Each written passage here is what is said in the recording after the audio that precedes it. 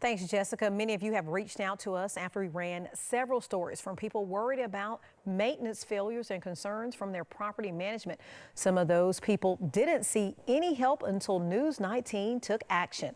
Our Archie Snowden spoke to a property manager to learn exactly what their responsibilities are and what you need to know about Alabama law.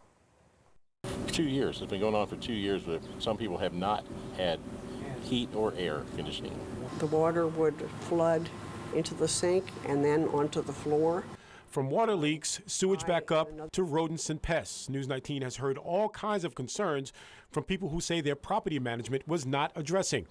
Some of these situations are covered under the Residential Landlord and Tenant Rights Act. Some property managers are not even located in the state of Alabama. Raymond Sanchez, a military veteran, complained of a faulty septic tank, flooding, and broken air conditioning. Now, according to the Residential Landlord and Tenants Rights Act of 2006, the issues fall under landlord to maintain premises.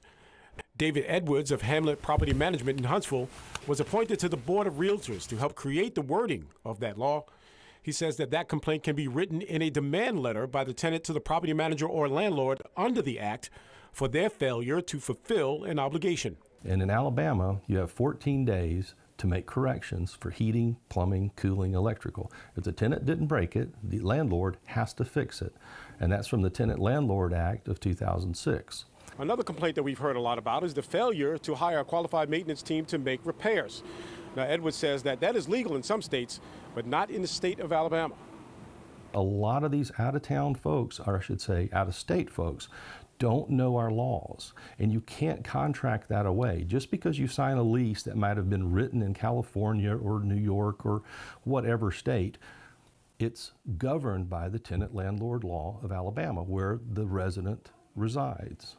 The bottom line, Edwards suggests, is to check your lease and know your rights. In Huntsville, Archie Snowden, News 19.